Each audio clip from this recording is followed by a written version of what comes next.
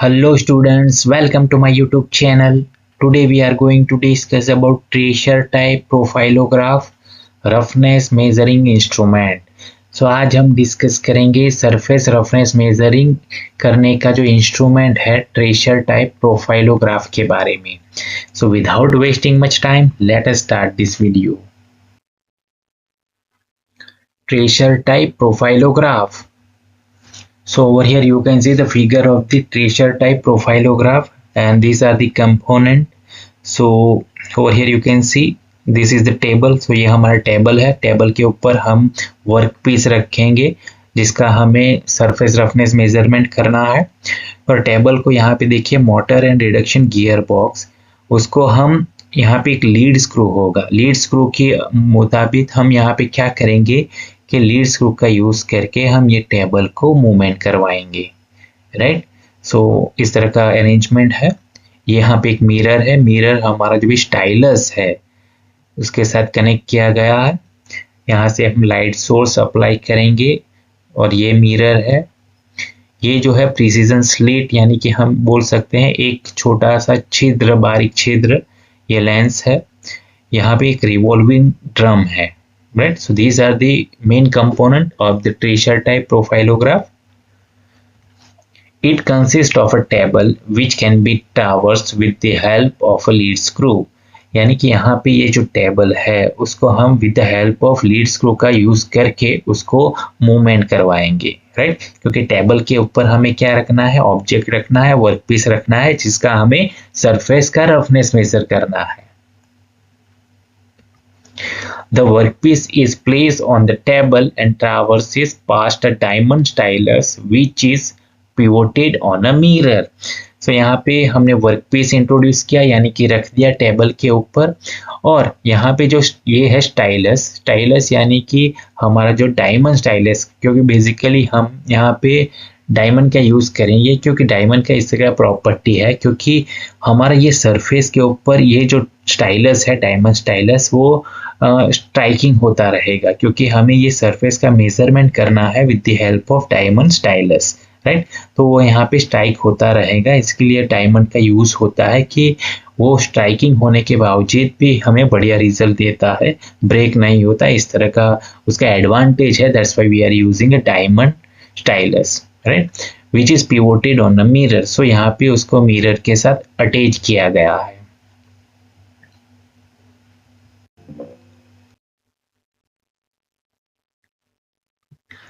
As the workpiece traverses, the oscillation of the stylus are transmitted to the mirror.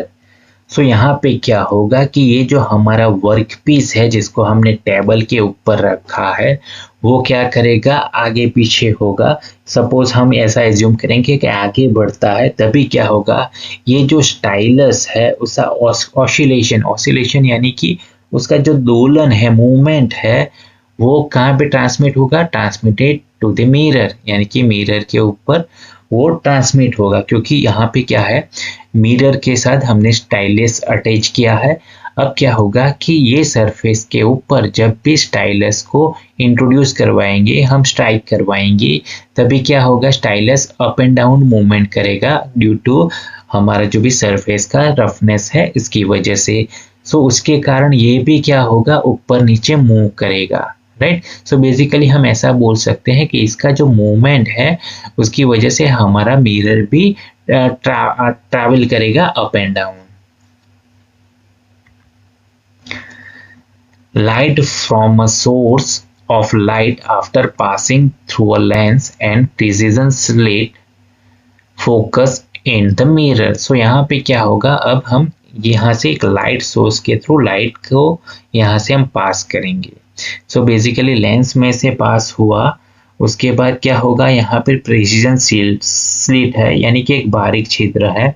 क्या कि यहाँ से जो बीम आता है उसको हम एक पतला और सीधा कर सके, इसके लिए उसको प्रिसीजन स्लिट में से पास करते हैं. राइट. और उसके बाद वो जो है यहाँ पे मिरर के ऊपर आती है और यहाँ से रिफ्लेक्ट होके हमारा ये जो रिवॉल्विंग ड्रम है उसके ऊपर उसका लाइट पड़ता है. सिंपल.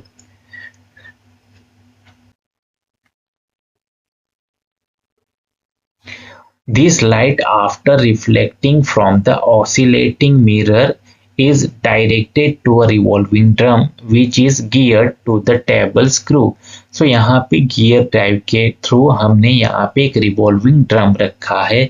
सो यहाँ पे क्या होगा कि जिस तरह से यहाँ से लाइट का सोर्स आता है, सो यहाँ पे हम स्टाइलस का मूवमेंट की वजह से ये जो मिरर है ऑसिलेट करेगा, तो यहाँ पे जो लाइट का सोर्स है वो यहाँ पे रिफ्लेक्शन प्रोवाइड करेगा, लेकिन ऑसिलेशन की वजह से यहाँ पे इस तरह का ग्राफ जनरेट होगा.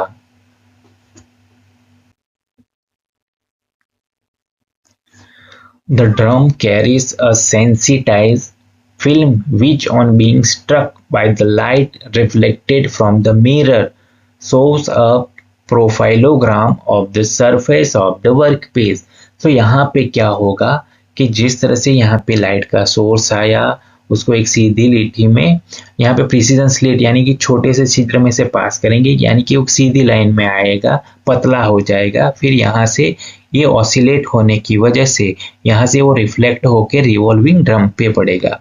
तो रिवॉल्विंग ड्रम के ऊपर एक सेंसिटिव यानी कि संवेदनशील फिल्म होती है, जिसके कारण प्रकाश पड़ने पर वो क्या करता है, एक प्रोफाइलोग्राम जनरेट करता है जो इस तरह से दिखाई देता है.